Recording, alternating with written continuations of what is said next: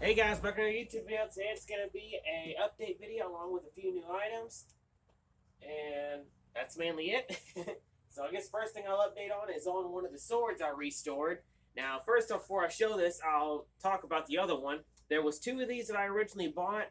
The other one I already fully restored, and in order to see how much it's going to cost to ship that, I had to box it up, get it weighed, and then see what the price is going to be. So it's already boxed up, ready to go.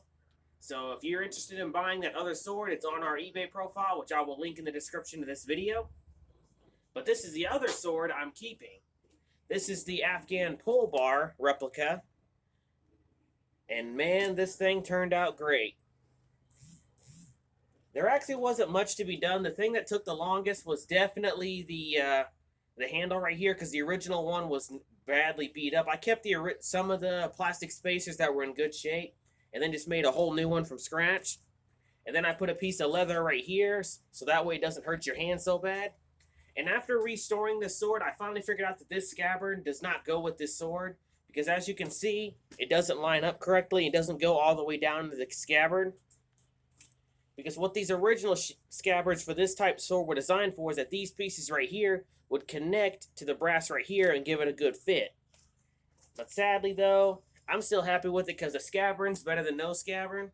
And what I did to the scabbard is basically I took all the fabric that was already wearing off back down to bare wood, and I rewrapped it in some special tape, and then reshined all the brass parts and stuck them back on, and then glued them, of course. And they came out beautiful. It sucks this side's got a little bit of pitting damage, but that's to be expected. And then getting onto the sword itself, and this is another reason why it doesn't go with it, because it, yeah. And then getting onto the sword itself, that thing came out gorgeous.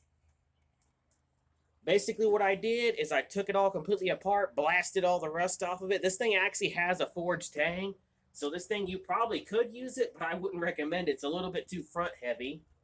So anyway, what I did is I took the handle completely apart, individually polished each brass part, and then reassembled it all back together and put some new plastic and leather rings. And then the blade, I actually didn't do much to. I took the edge off of it because someone attempted to put an edge on this with a grinder, which, again, is the big no-no when it comes to swords, knives, blade of any kind. Don't use a freaking bench grinder. So what I did is I took a file and took it all off, so that way it's a lot easier to work with. And then I just simply repolished the blade, because the blade had little to no rust on it. And I love the original artwork that's still on it. So I repolished it and re-tipped it. So that came out beautiful. That's going to look great in my collection. Overall, $25 well spent. Next is on the machete I bought and showed in the previous video. This is a South African machete that I purchased at a pawn shop, and I completely brought it back to a usable condition, put a brand new edge back on it, and sanded the handle down to where it's back down to bare metal, and sanded it smooth, and now it's smooth to the hand. Definitely would make one heck of a chopper, and I probably will use this, hence why I didn't make it look brand new. I love the pitted look it's got to it. Definitely shows its age.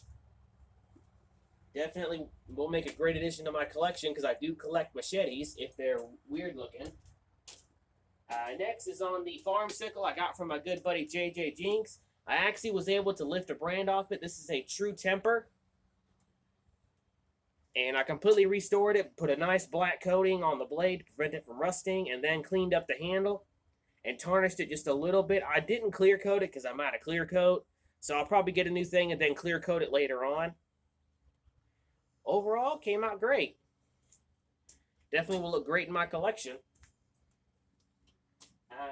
Next is on this Charade knife I showed in a previous video.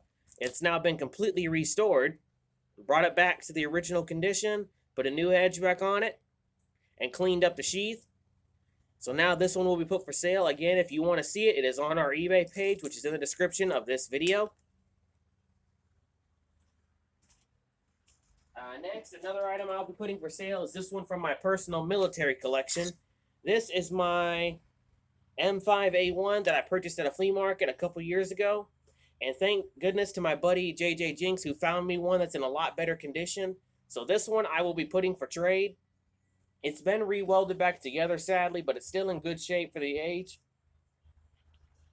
So if you are interested in buying this, it will be for sale on our eBay page.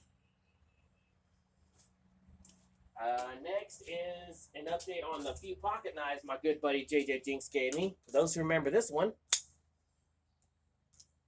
And I kept debating whether or not I should use this or not, but I actually decided I will use this in an unboxing because I love the design and I will definitely use this for a template for some designs.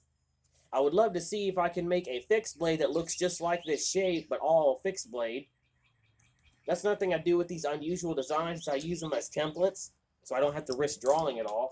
Another thing I don't like about this knife, though, is the lock on it intends to lock pretty good. There's that one. Next is on the Gerber. I forgot what model this is called. Not a bad little pocket knife, but it's just so cheaply made.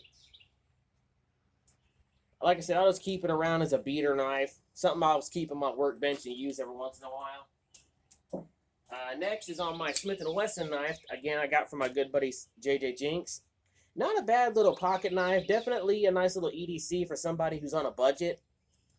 Again, it just sucks it's made in China because it's got some good weight to it and it's got a good flick to it. But still, one of those things. Next update is on this Charade knife I picked up in a previous video. Sadly, though, I am not able to find an original handles to go on this. So what I'm going to do is buy a knockoff version and rob the Durlin handles off of that and put them on this. Luckily, the Tractor & Supply right down the road from me sells the China knockoff of this.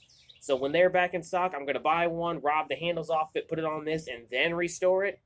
But right now, I'm going to leave it alone so that way I can go ahead and do it when I have the handles. Because no sense in restoring it and then finding out that I don't have the handles.